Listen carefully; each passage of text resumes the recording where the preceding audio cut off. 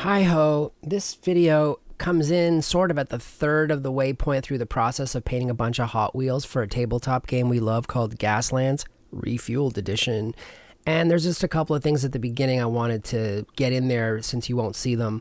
One is we 3D printed all the little extra add-ons and weapons and junk, and then we used some tack to get them on there. And we also hairsprayed these cars so that we could rub the paint off in certain places, which will make sense as you get through the video. The whole thing looks kind of messy, but it comes from good advice from a bunch of different people, and the end result's pretty cool, so enjoy. Another thing about this truck was I was worried that he doesn't have a gun, like a machine gun or anything, but then I noticed that there's this like smash plate at the front, and this is its own weapon in the game, so that's his weapon. Just don't let him come up behind you because kaboom! My paint can, the nozzle came broken apart, so it was just kind of dripping everywhere, but anyway, we'll get the job done. We're just playing with toys. Which brings me to another point. Wear disposable gloves. Just do it. You know, it's sometimes easy to just get up and go do something and forget about the extra step, but you'll save yourself half an hour of using nasty chemicals and alcohol to wash off your poor skin. And also you can just get in there and muck around a little more when you have gloves to protect you. And if you can, wear a mask because, you know, paint that's aerosolized, that's supposed to stick to stuff, is probably not the best thing for your lungs in the long term. Same with hairspray, so just do it.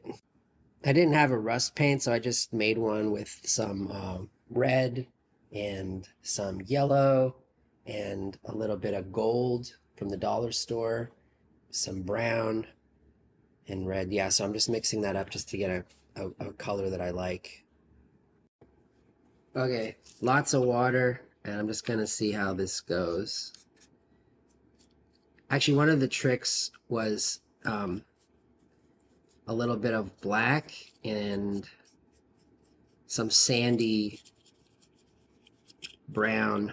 That just sort of got me into the rust space more than anything.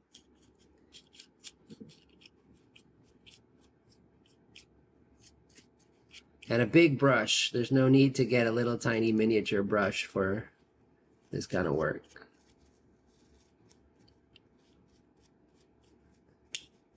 I don't know if my camera's gonna figure this out, but anyway. Oh yeah, that's like feeling rusty.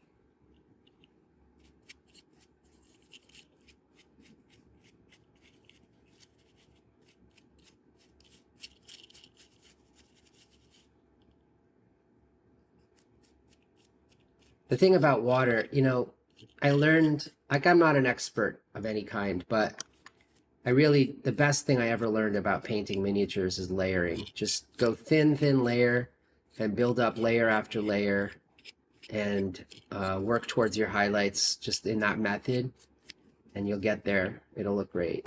But if you go too thick, you're just going to lose all your details. So I'm going to dry this brush off and then just kind of remove a little bit of the extra paint here. It's not too bad. And then we'll just have the patience to let it dry. This is kind of a crazy angle. Sorry about that. It's just that it's hard to get the camera with my phone anywhere. So I used a Q-tip to get some of the pooled paint out.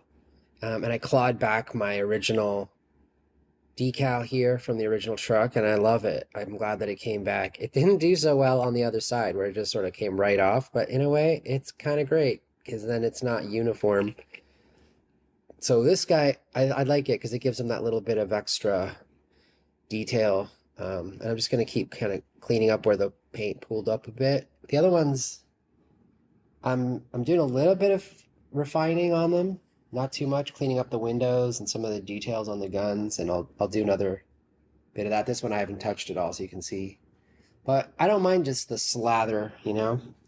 And then I can pull back, yeah, so you can see some of the details with the Q-tip, and I'm just gonna go away and let it dry now and stop futzing with it.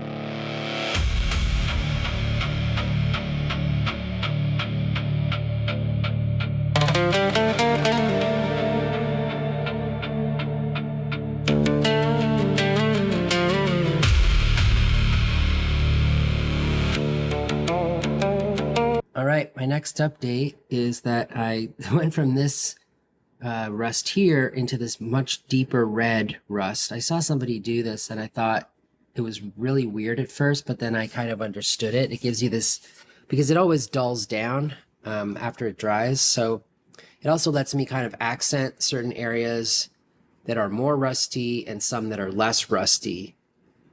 And so yeah, I kind of like that. And then I went into a gold, silver, black with a bit of water, and which I then dry brushed. Instead of painting it hard, I just dry brushed accents for metallic areas, a little bit on the guns, the spikes, the mesh, and the armor. And so now we're gonna let it dry again. I dry brushed some bone white onto the skulls here. And yeah, it's coming in along really nice. But then we're gonna go and do a little more detailing, a little more highlighting, and then we're gonna cover the whole thing in black oil paint. Next, I painted the guns black, and then I dry brushed them with silver, so they got that depth. And I brought back some of the lighter orangey rust to accent stuff, as you can see here. And I just did a second pass of silver on certain things, added a little bit of detail in some spots, and they're building up nicely. So I'm gonna let them rest for about 40 minutes. Next, I added a thin layer of color on top just to differentiate the cars. And I was worried that I was gonna erase all my previous work, but the previous layers do everything to give it depth. And it just looks so much better this way than just painting a base color at the beginning. And we're only halfway done. I love the black especially.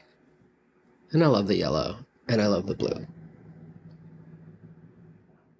So there you go. Hope this gives you a little inspiration. Have fun painting. Whether you're a soloist, a dev, or a tester, you're bound to find the booty at Tabletop Quester.